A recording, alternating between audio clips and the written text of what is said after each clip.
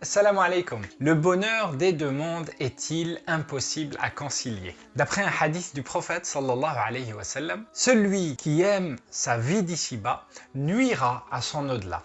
Et celui qui aime l'au-delà nuira à sa vie d'ici-bas. Et il continue en disant de favoriser ce qui reste par rapport à ce qui est éphémère. Man ahabba dunyah adarra bi akhiratihi wa man ahabba akhiratahu adarra bi dunyah.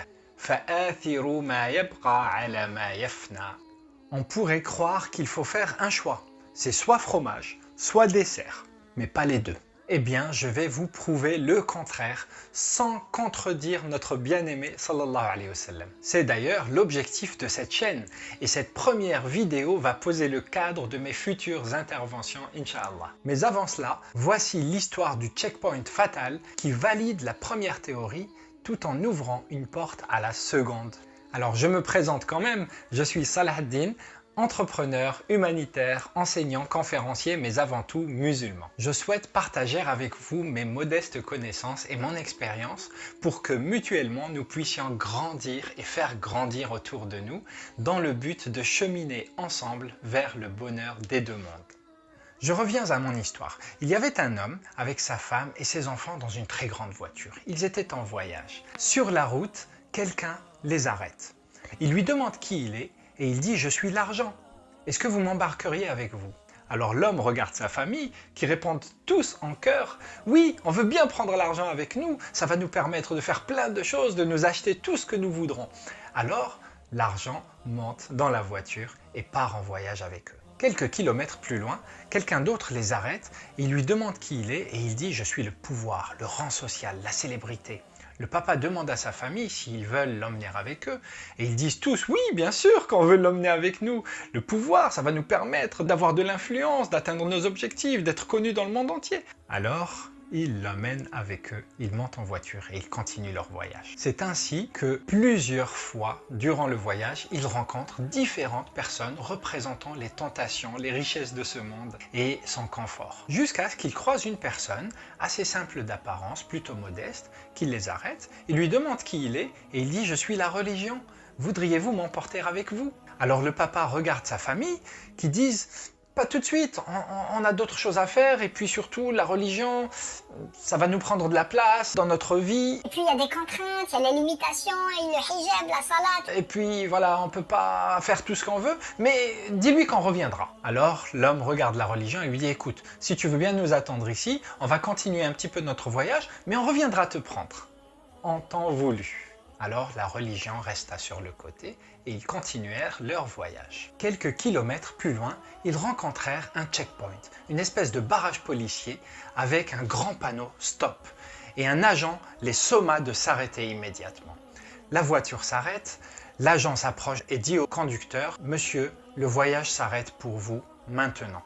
Descendez de la voiture et suivez-moi. » L'homme, surpris par cette injonction, descendit sans dire un mot. Il suivit l'agent qui commença à fouiller la voiture en ouvrant les portes une par une. Ensuite, l'agent se retourna vers le papa en lui disant « Je suis à la recherche de la religion. Est-ce que vous avez la religion avec vous dans la voiture ?» Le papa écarquilla les yeux et dit « Écoutez, elle n'est pas très loin d'ici, je l'ai laissée il y a quelques kilomètres, je peux repartir en voiture, la récupérer et je vous l'apporte tout de suite. » L'agent lui dit « Non, vous n'avez pas compris. Pour vous, monsieur, le voyage s'arrête ici. Vous n'avez pas pris la religion avec vous ?» Le papa, surpris par cette question, lui dit « Mais vous êtes qui, monsieur ?» Et l'agent répondit « Je suis la mort. Je suis la mort dont tu étais si insouciant durant tout ce temps. » Et le papa répond « Vous savez, j'ai plein de choses à donner. Regardez, j'ai de l'argent, j'ai du pouvoir, j'ai même ma famille. » Et la mort dit « Non, la seule chose que tu pouvais emporter avec toi, c'était la religion. Tout le reste, ce n'est que du mirage. » L'homme, ne sachant plus quoi dire, se retourna pour regarder sa voiture et il a vu sa femme au volant à sa place, en train de conduire la voiture et de s'éloigner. La voiture démarre et part sans lui, emportant les enfants, l'argent, le pouvoir, le rang social et toutes ces choses de la vie, pour continuer le voyage sans lui. Maintenant, comment concilier les deux? Si cette famille avait embarqué la religion, l'agent l'aurait trouvé. Est-ce qu'il fallait forcément faire descendre tous les autres? Non. Il suffisait de les reléguer à une place un tout petit peu plus petite dans la voiture pour laisser de la place à ce nouvel arrivant. Un bon musulman doit-il forcément être pauvre, austère, ne pas avoir de loisirs ou profiter de la vie, être joyeux, rire? Est-ce que les compagnons du prophète sallallahu alayhi wa sallam riaient, eux qui étaient les meilleurs hommes de cette communauté? On a posé la question au calife Omar ibn al-Khattab radiyallahu anhu, le deuxième calife, c'était vers la fin de sa vie. On lui a dit, est-ce que les compagnons du prophète sallallahu alayhi wa sallam, est-ce qu'ils riaient? Il a dit, oh oui, ils riaient.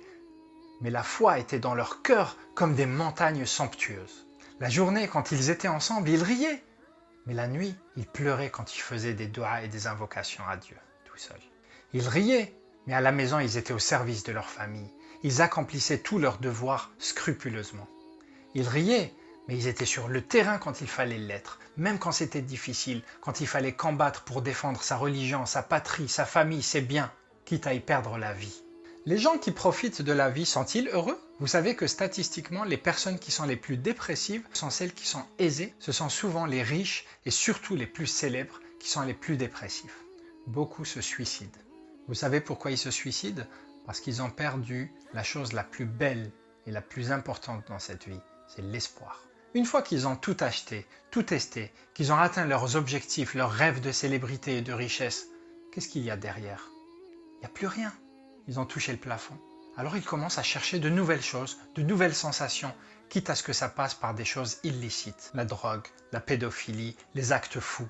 Et ça finit parfois par la prison, une overdose, un suicide. Vous savez que la plus belle partie de l'espoir, c'est l'espoir en Dieu. L'espoir en un monde meilleur, un monde parfait, où il n'y a pas de contraintes, où il y a une récompense éternelle. Vous savez, dans le cœur, qui est comme un récipient, il y a une partie qui ne peut se remplir que par une spiritualité accomplie. Cette partie-là, si elle reste vide, on a toujours cette sensation d'inachevé, même si on essaye de se faire plaisir tous les jours par des choses de ce monde. Vous savez, l'être humain est composé de deux choses, un corps physique et une âme à l'intérieur qui l'habite. Le corps est attiré vers le bas et l'âme est attirée vers le haut. Vous savez, toutes les choses qui vont faire plaisir à ce corps, ce sont les choses de ce bas monde. L'argent, la bonne nourriture, la séduction homme-femme, les loisirs, le pouvoir, toutes ces choses de confort aussi qui vont faire plaisir à ce corps. Le corps est attiré vers le bas. Il y a la gravité aussi qui joue. La preuve, c'est qu'avec l'âge, le corps penche vers le bas. Tout descend, la poitrine, le ventre, la peau, les joues, tout descend vers le bas et on se penche parce que la terre nous attire inexorablement en son sein. À l'inverse, l'âme est attirée vers le haut. On ne peut pas lui faire plaisir en lui offrant des choses de ce monde. La seule chose qui peut la combler, c'est une belle spiritualité. Est-ce qu'avoir une spiritualité doit nous empêcher d'avoir les autres choses? Par exemple, l'argent qui est la chose qui attire le plus les gens. Regardez ce que le prophète sallallahu alayhi wa sallam a dit de l'argent. Est-ce qu'il a dit que l'argent c'était mal? Il a dit concernant la richesse de Uthman ibn Affan radiyallahu anhu, qui était le troisième calife de l'islam, un homme extraordinaire, on aura peut-être l'occasion de parler de lui. Eh bien il disait Ni'mal malu salih fi yadi ar-rajul salih. Vive l'argent pur dans la main d'un homme vertueux. Et on comprend tous pourquoi, avec le bien qu'on peut faire justement avec cet argent.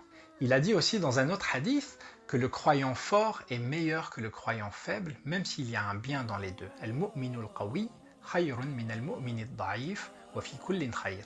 Pourquoi le croyant fort est meilleur que le croyant faible? Tout simplement parce que le croyant fort, fort de sa foi, fort de sa richesse, fort de son influence, fort de son pouvoir, va avoir un impact sur le monde, alors que le croyant faible n'aura un impact que sur lui-même, même si c'est bien.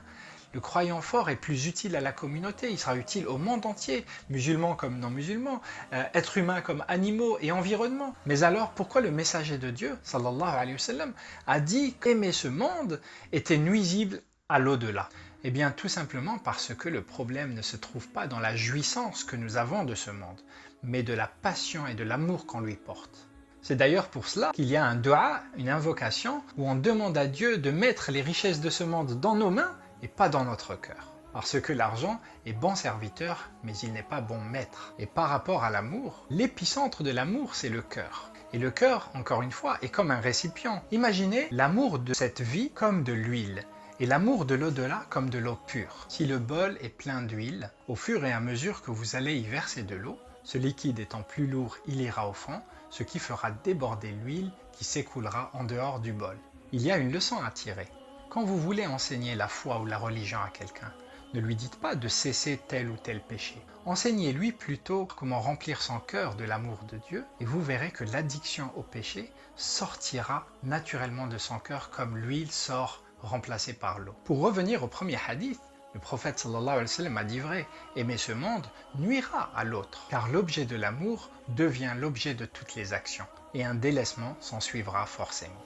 On peut posséder et profiter de ce monde sans forcément lui vouer une passion, remercier Dieu pour ce qu'il nous en donne, mais également pour ce qu'il nous prive, car l'amour de l'au-delà nous donne la sagesse de savoir qu'une privation est probablement un bien pour nous, selon la connaissance et la sagesse infinie du Créateur. A l'inverse, aimer l'au-delà va forcément nuire à cette vie d'ici-bas, car investir pour après la mort nécessitera quelques compromis et parfois des sacrifices. Comme pour tout projet entrepreneurial où la réussite nécessitera et imposera de la discipline, de l'organisation et faire des choix, la réussite de la vie future également. Il faudra par exemple se lever tôt pour faire Salat al-Fajr, ce qui nuira au confort d'un lit douillet ou de veillées tardives entre copains. Il faudra par exemple prier 5 fois par jour, ce qui nécessitera une organisation pour les faire à l'heure, quitte à décaler des rendez-vous ou raccourcir des loisirs ou des sorties. Quand on jeûne, on se prive de restaurants entre collègues, on goûte à la faim, que généralement ne connaissent que les personnes très pauvres. On se doit aussi d'avoir une éthique de comportement, par exemple l'honnêteté qui va nous priver de certains gains faciles, notamment à travers des petites tricheries pas très risquées, où on pourrait avoir des petits plus, et dont on se prive simplement parce que nous avons cette éthique. Et la liste bien entendu est longue. Le grand secret est que la nuisance subie par le croyant dans son existence ici-bas est largement compensée par ce qu'on appelle la douceur de la foi, halawatul iman, qu'Allah glisse dans le cœur du croyant, ce qui lui offre la sérénité, ce sentiment de plénitude, où même la mort ne lui fait pas peur. Je me sens heureux. Sur ce, je vous retrouve sur la prochaine vidéo où je répondrai à une question qu'on m'a posée. Si Dieu existe, pourquoi tant de souffrance dans le monde ? J'ai une réponse très claire à y apporter. Cette chaîne ayant pour objet la conciliation entre les deux mondes, j'ai volontairement souhaité commencer par le haut en parlant de Dieu d'abord. Nous aborderons des sujets plus terre à terre au fur et à mesure en faisant régulièrement des sauts vers le ciel. Je compte sur vous pour soutenir mon travail et cette nouvelle chaîne en vous y abonnant et en cliquant sur les boutons qui servent au référencement. Il paraît qu'il faut le demander, je vous en remercie. Prenez soin de vous et ensemble vers le bonheur des deux mondes.